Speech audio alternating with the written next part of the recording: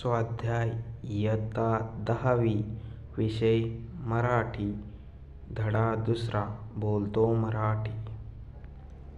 प्रश्न क्रमांक 1. आकृत्या पूर्ण करा.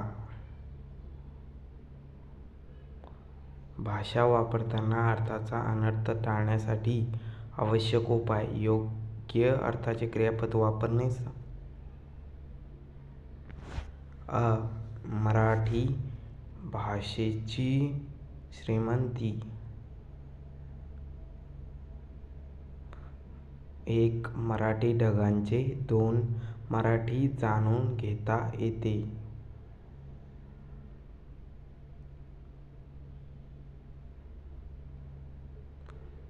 प्रश्न क्रमांक 2.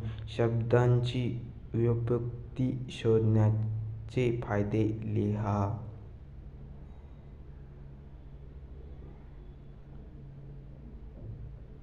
मित्रांनो, चॅनलला सबस्क्राईब करा. भाषेतील गंमत जाणून घेता येते, खूप नवीन माहिती मिळते. 3.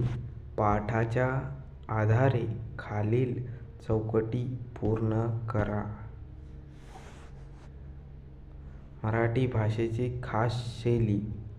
वाक्यप्रचार. मराठी भाषेला लेखिकेने दिलेली उपमा हवा. शब्दांचा अर्थ जाणून घेण्याचे साधन शब्दकोश होय.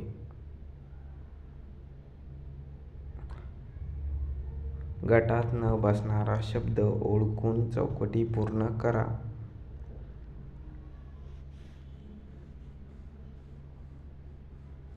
ऐट, डोल, रुबाब, चैन. चैन पहिल्याचं आ मधलं हस्त, ई मधलं विनोद, ई मधलं कांता. हे गटात न बसणारे शब्द आहे.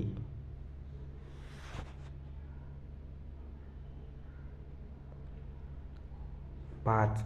खालील दिलेल्या अनेकवचनी नामांचे एकवचन रूप लिहून त्यांचा वापर करून प्रत्येकी एक वाक्य तयार करा. रस्ते. एकवचनी रूप रस्ताय. त्याचं वाक्य कसं आहे? हा रस्ता खूप अरुंद आहे. वेळा. एकवचनी रूप वेळ. बस येण्याची वेळ झाली. याचं वाक्य बस येण्याची वेळ झाली.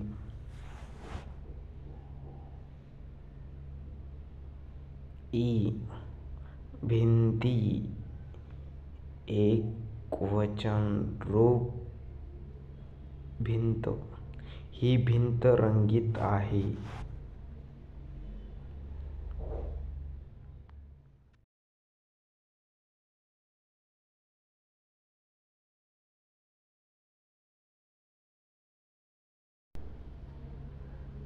विहिरी. 3.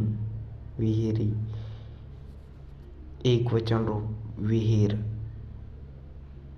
ही विहीर खूपच खोल आहे. असं वाक्य तयार होईल मित्रांनो. एकवचनी रूप विहीर आहे.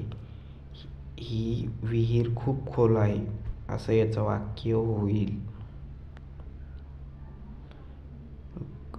घड्याळे. एकवचनी रूप घड्याळ. त्याचं वाक्य कसं तयार होईल? मी आज घड्याळ घातले नाही, असं त्याचं वाक्य तयार होईल.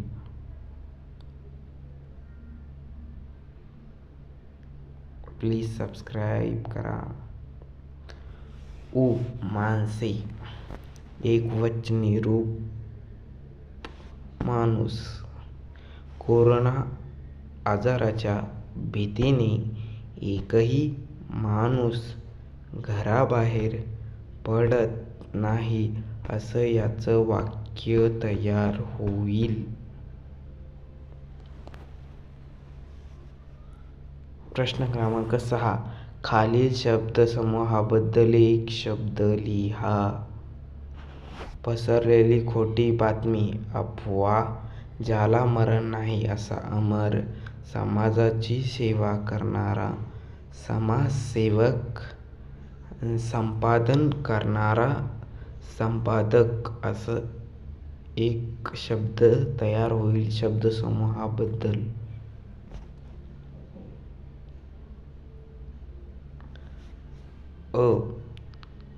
तुम्ही शहाणे आहात या वाक्यातील शहाणे या शब्दाचा अर्थ छटा लिहा. तुम्ही शहाणे आहात असे अनेकदा म्हटले जाते. त्यावेळी ऐकणाऱ्याच्या समजूतदारपणावर, त्याच्या विवेकावर बोलण्याची विश्वास असतो. आई आपल्या मुलांना उद्गार ऐकवते आणि मुलांना अशीच खात्री असते. मात्र प्रत्येक वेळेला तुम्ही शहाणे आहात या वाक्याचा असा सरळ, प्रांजळ व निष्कपट अर्थ असतोच असे नाही. काही व्यक्ती मुळातच लबाड असतात.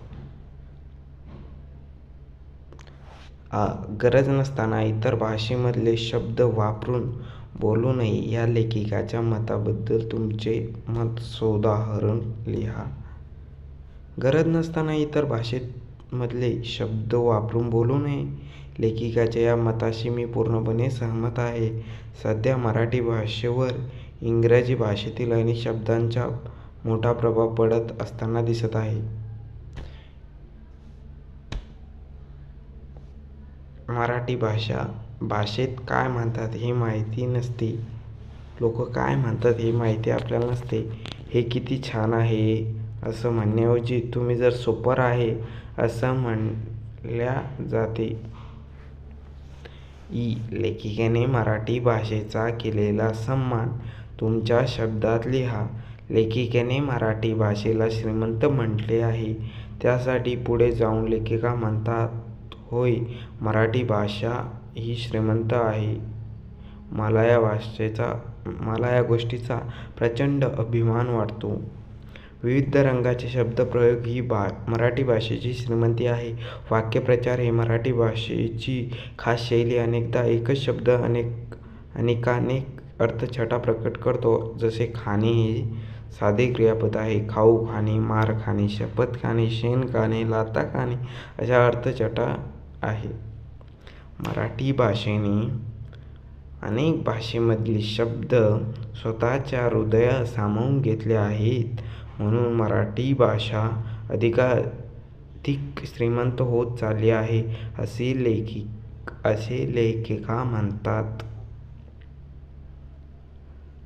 अशाच नवनवीन व्हिडिओसाठी चॅनलला आत्ताच सबस्क्राईब करा आणि शेजारचे बेल आयकॉन दाबून ठेवा.